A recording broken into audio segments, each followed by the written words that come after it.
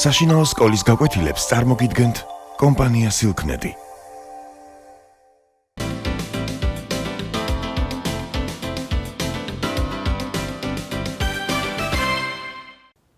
მოგესალმებით. დღევანდელი ჩვენი გაკვეთილი კვლავ ეძღვნება საქართველოს ისტორიის უძველეს პერიოდს. თქვენ გახსოვთ ალბათ, რომ წინა გაკვეთილზე მე აღვნიშნე და ვისაუბრე ტომთა კავშირების შესახებ და ვთქვი, რომ ტომთა კავშირების შექმნამ საფუძველი ჩაუყარა უძველეს სახელმწიფოებრივი ერთეულების, ადრეკლასობრივი სახელმწიფოების წარმოშობას. სწორედ უძველეს ქართულ ტომთა გაერთიანებების, ტომთა სახელმწიფოებრივი გაერთიანებების ადრეკლასობრივი სახელმწიფოების შესახებ ვისაუბრებთ დღეს, კონკრეტულად დიაოხსა და კოლხაზე. ქართულ ტომთა და ტომთა კავშირების შესახებ უძველესი ცნობები დაცულია ძველ აღმოსავლურ წერილობით წყაროებში, კონკრეტულად ძველ ხეთურ, ასურულ, ურარტულ ლურსმულ წარწერებში. მოგეხსენება ძველი აღმოსავლეთი ის რეგიონია, სადაც ეგვიპტის, ჩინეთის, ინდოეთის გვერდით შეიქმნა პირველი სახელმწიფოები, ჩამოყალიბდა პირველი ცივილიზაციები. ამ ტერიტორიაზე გულისხმობ მცირე აზიას, ხმელთაშუა ზღვის აღმოსავლეთს და მესოპოტამიას. საუკუნეების განმავლობაში ხალხები და სახელმწიფოები ცვლიდნენ ერთმანეთს. ზოგი ძლიერდებოდა, ზოგი სუსტდებოდა, განიცდიდა ასიმილაციას და ქრებოდა ისტორიის ასპარეზიდან. სწორედ ამ სამყაროს ჩრდილოეთ პერიფერიაზე ცხოვრობდნენ ქართველთა წინაპარი ტომები, რომელთაც აქტიური ურთიერთობა ჰქონდა თავიანთ სამხრეთელ მეზობლებთან. ისტორიული საქართველოს ტერიტორიაზე ძველი წელთაღრიცხვის მეორე 1000 წლეულის ბოლოს ძველი ასურული წყაროები მოიხსენიებს დიდ ქართულ ტომობრივ კავშირს დიაოხს, იგივე დიაენს. დიაოხი წარმოადგენდა, როგორც უკვე აღვნიშნა, ქართულ ტომთა სახელმწიფოებრივ გაერთიანებას, რომელიც მოიცავდა სამხრეთით თანამედროვე არზრუმის ტერიტორიას. ჩრდილოეთით მას ესაზღვრებოდა ჯავახეთი და მისი გავლენა ჩრდილო-დასავლეთით გრძელდებოდა შავ ზღვამდე. დიაოხს ხანგრძლივი დროის განმავლობაში უხდებოდა თავის მოკავშირეებთან ერთად ბრძოლა ასურეთის მეფეების აგრესიის წინააღმდეგ. შეგახსენებთ, რომ ასურეთი სახელმწიფო ჩამოყალიბდა ძველი წელთაღრიცხვის მეორე 1000 წლეულში მდინარე ტიგროსის შუაწელზე ჩრდილოეთ მესოპოტამიაში სემიტური ტომების მიერ. და იგი წარმოადგენდა კაცობრიობის ისტორიაში ერთ-ერთ პირველ მილიტარისტულ იმპერიას. სწორედ ასურეთის ერთ-ერთი მეფის ტიგლათ-ფილესერ პირველის წარწერა არის ჩვენამდე შემორჩენილი, სადაც აღწერილია თუ როგორ ილაშქრა მან ძველი წელთაღრიცხვის მე-12 საუკუნეში, კონკრეტულად 1112 წელს, ჩრდილოეთით, სადაც მას დაუპირისპირდა დიაოხის მეფე სიენი. ტიგლათ-ფილესერი მოგვითხრობს, რომ მან დაამარცხა სიენი, მისი მოკავშირე ტომის ბელადებიც, დაატყვევა იგი და წაიყვანა თავისი ქვეყნის დედაქალაქ აშურში, სადაც ერთგულებისა და მორჩილების ფიცის სანაცვლოდ გამოუშვა.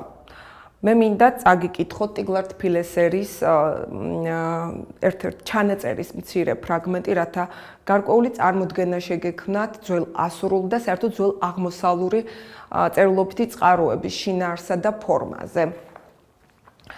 ღვთაება ასურის, ჩემი მეუფის, დიადი ძალით, დიადი ღვთაებათა შემწეობით, მე ტიგლათ-ფილესერი, რომელიც სამყაროს 4 მხარეზე სამართლიანად ვბრძანებლობ, რომელსაც არ მყავს მძლეველი ომში და ტოლი ბრძოლაში, შორეულ მეფეთა ქვეყნებისაკენ გავემართე, რომელიც ზემო ზღვის ნაპირას ცხოვრობენ და რომლებმაც არ იცოდნენ თუ რა არის მორჩილება. ღვთაება ასურმა მეუფემ გამგზავნა. დიაენის ქვეყნის მეფეებმა, სულ 23 მეფემ, შეკრიბეს თავიანთ ქვეყნებში თავისი ეტლები და ჯარები და ბრძოლისა და ომისათვის გამოემართნენ. ჩემი თავზარდამცემი იარაღის სიშმაგი თავს დავატყდი მე მათ. მათი 120 შეჭურვილი ეტლი ბრძოლაში ხელთვიგდე. ნაირის ქვეყნების 60 მეფეს მათთან ერთად, რომელნიც მათ დასახმარებლად მოვიდნენ, ჩემი შუბით ზემო ზღვამდე მივსდიე. მათი დიდი ქალაქები დავიპყარ, მათი ნადავლი, მათი ქონება, მათი სარჩო-საბადებელი წამოვიღე. ცხენების, ჯორების, ჯორცხენების მრავალრიცხოვანი ჯოგები და მათი მინდვრის პირუტყვი ურიცხვი წამოვიყვანე. როგორც ხედავთ, ასურეთის მეფე ზომაზე მეტად იკვეხნის და განადიდებს თავის წარმატებას. იგი საუბრობს სიენის დასახმარებლად მოსულ 60 მეფეზეც. ცხადია, აქ მეფე ნამდვილად არ იგულისხმება, ალბათ რეალურად არსებობდნენ ტომის ბელადები, რომელთაც აქტიური ურთიერთობა ჰქონდათ სიანთან და მასთან ერთად იბრძოდნენ ასურეთის წინააღმდეგ. მე-12 საუკუნის ბოლოსათვის უკვე ასურულ წყაროებში აღარ მოიხსენიება დიაოხი. სავარაუდოდ ამის მიზეზი იყო ის, რომ ასურეთი აღარ ახორციელებდა შორეულ ჩრდილოეთში ლაშქრობას. სამაგიეროდ დიაოხის შესახებ ინფორმაციას ხვდებით ურარტულ წყაროებში. ურარტოს სამეფო ძველი წელთაღრიცხვით ამიერკავკასიის სამხრეთით მე-9 საუკუნეში ჩამოყალიბდა. მისი დედაქალაქი ტუშპა ვანის ტბის აღმოსავლეთით მდებარეობდა. თქვენ შეგიძლიათ ეს იხილოთ ეკრანზე.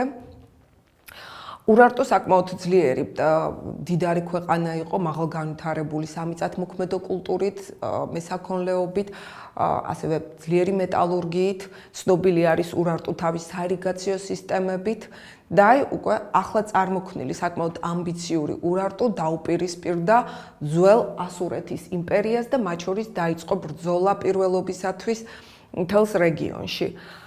ურარტულ წყაროებში, რომელიც ლურსმნული დამწერლობით განშესდგება, მოხსენიებული არის დიაოხი და ვიგებთ, რომ ურარტუს მეფეები მენუა და არგიშტი არაერთხელ ლაშქრობდნენ დიაოხში ჯერ ასია, შემდეგ უტუფურსის წინააღმდეგ. როგორც ირკვევა, ასურეთისა და ურარტუს დაპირისპირებისას დიაოხის მეფე ასიამ თავის ძველ მეტოქეს ასურეთს დაუჭირა მხარი, თუმცა ამ უკანასკნელის დამარცხების შემდეგ დიაოხი მარტო აღმოჩნდა ძლევამოსილი ურარტუს პირისპირ. ურარტუს მეფე მენუამ დაახლოებით მე-9-მე საუკუნეების მიჯნაზე, ცხადია ძველ წელთაღრიცხვაში, ილაშქრა დიაოხში მეფე უტუფურსის წინააღმდეგ. ჩვენამდე დღემდე არის შემორჩენილი კლდეზე შესრულებული მენუას წარწერა, სადაც იგი მოგვითხრობს თავისი ლაშქრობის შესახებ. მენუას დაუმორჩილებია უტუფურსი და დიდი ხარკიც დაუდვია, თუმცა დიაოხელები არ ეპუებოდნენ დამპყრობლებს, აწყობდნენ აჯანყებებს და განაგრძობდნენ ბრძოლას ურარტუს წინააღმდეგ.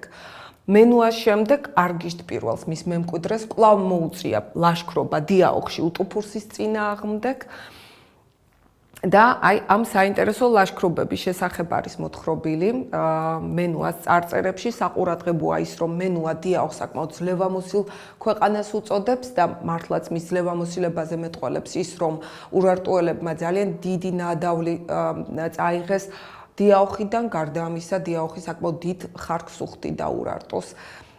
ირკვევა, რომ დიაოხში განვითარებული იყო მესაქონლეობა, მიწათმოქმედება, მეტალურგია, ოქრომჭედლობა, არსებობდა მდიდარი სპილენძის საბადოები.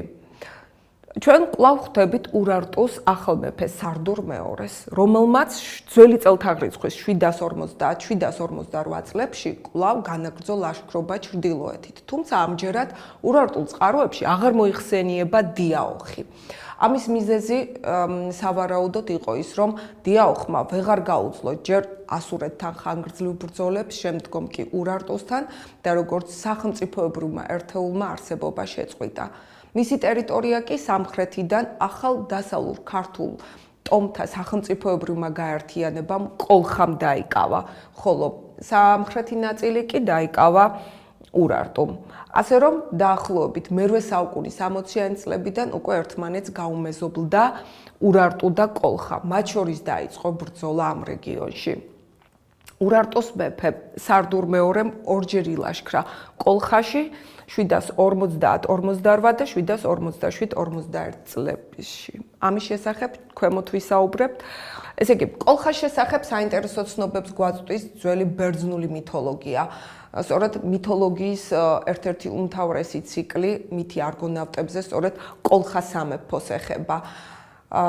მითი არგონავტებზე ეს თემა მთელი ანტიკური ხანის ბერძნული ლიტერატურის წარმომადგენელთა შემოქმედებაში ძალიან ფართოდ აისახა. განსაკუთრებით იგი კარგად არის წარმოჩენილი მე-5 საუკუნის ბერძენი ტრაგიკოსის ევრიპიდეს მედეაში და მე-3 საუკუნის მოღვაწის აპოლონიოს როდოსელის არგონავტიკაში. მართალია მითი არგონავტების შესახებ არის ლეგენდა, მაგრამ მათში აუცილებლად უნდა ვეძებოთ ჩვენ ისტორიული სინამდვილე. ის ფაქტი, რომ ნამდვილად არსებობდა კოლხას ძლიერი სამეფო, რომელმაც თავის დროზე ბერძნებზე ძალიან დიდი შთაბეჭდილება მოახდინა, სავსებით დასაჯერებელია. გარდა ამისა, ბერძნები დიდი პატივისცემით საუბრობენ კოლხას მეფე აიეტზე. თუ გავითვალისწინებთ იმას, რომ ძველი ბერძნები სხვა არაბერძენ ხალხს უწოდებდნენ ბარბაროსებს და ძალიან ქედმაღალი იყო მათი დამოკიდებულება ბარბაროსების მიმართ, ძალზე საყურადღებოა ის, რომ ძველი ბერძნები კოლხას მეფეს აიეტს თავიანთი მითოლოგიური გმირების თანასწორ პიროვნებად აღიქვამენ. ამავე დროს მის სახელმწიფოს კი ბერძნული ცივილიზაციის თანასწორ პარტნიორ ქვეყნად მიიჩნევენ. რაც შეეხება ოქროს საწმის, რომელზეც ცხადია, რომელიც გაიტაცეს ბერძენმა არგონავტებმა კოლხადან, სავარაუდოდ მეცნიერები ფიქრობდნენ, რომ ეს საწმისი რეალურად განასახიერებდა ოქროს მოპოვების სიმბოლოს. ძველი ბერძენი გეოგრაფი სტრაბონი, რომელიც მოღვაწეობდა ძველი და ახალი წელთაღრიცხვის მიჯნაზე, აღნიშნავდა, რომ ბარბაროსები ოქროს აგროვებდნენ დახვრეტილი ვარცლებითა და ბანჯგვლიანი ტყავებით და სწორედ აი ამ ტყავებთან არის დაკავშირებული ბერძნული მითი ოქროს ბეწვიან საწმისზეო. მოდით დაუბრუნდეთ ისევ ურარტუს მეფის სარდურმეორის ლაშქრობას. მე აღვნიშნე, რომ პირველად მან ილაშქრა კოლხაში 750-758 წელს, დაამარცხა კოლხა, ამის შემდეგ 757-751 წლებში კვლავ ახორციელებს იგი ლაშქრობას, ჩვენამდე მოღწეულია სარდურმეორის წარწერა ამ ლაშქრობის შესახებ და ვიგებთ, რომ მან აიღო სამეფო ქალაქი ილდამუსა და ამოწყვიტა იქ ყოფი მეფის ნაცვლები.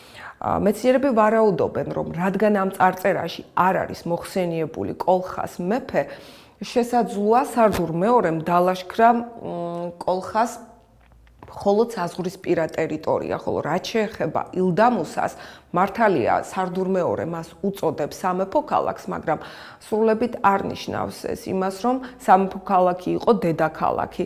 სავარაუდოდ ილდამუსა წარმოადგენდა კოლხას მეფის რეზიდენციის ერთ-ერთ ქალაქს. მიუხედავად იმისა, რომ კოლხასათვის ძალზე მძიმე იყო ურარტუსთან მუდმივი ბრძოლები, მას მაინც გამანადგურებელი დარტყმა მიაყენა ჩრდილოეთიდან შემოჭრილმა კიმერიელებმა და სკვითებმა. თქვენ შეგიძლიათ იხილოთ ეკრანზე რუკა. კიმერიელები ცხოვრობდნენ შავი ზღვის ჩრდილოეთით, ხოლო სკვითების ძირითადი ბირთვი კი ცენტრალური აზიიდან წამოვიდნენ ჩრდილოეთ შავი ზღვისპირეთში. მათ დაამარცხეს კიმერიელები, შეავიწროვეს და იძულებულნი გახდნენ კიმერიელები ჩამოსულიყვნენ სამხრეთით. მათი ჯარი ძირითადად შედგებოდა ცხენოსანი მეომრებისაგან. ეს იმდროინდელი აღმოსავლური ცივილიზაციისათვის სრულიად წარმოუდგენელი, მოულოდნელი და საკმაოდ თავბრუდამხვევი მოვლენა იყო. კიმერიელთა და სკვითთა პირველი დარტყმა სწორედ კოლხა მიიღო თავის თავზე, რასაც ვეღარ გაუძლოდა დაახლოებით ძველი წელთაღრიცხვის მერვე საუკუნის 20-იან წლებში კოლხამ როგორც სახელმწიფოებრივმა ერთეულმა არსებობა დაასრულა. თუმცა ცოტა მოგვიანებით დაახლოებით ძველი წელთაღრიცხვის მე-6 საუკუნეში მის ადგილას ჩნდება ახალი კიდევ უფრო განვითარებული სახელმწიფოებრივი ერთეული კოლხეთი, რომლის შესახებაც ჩვენ მოგვიანებით ვისაუბრებთ.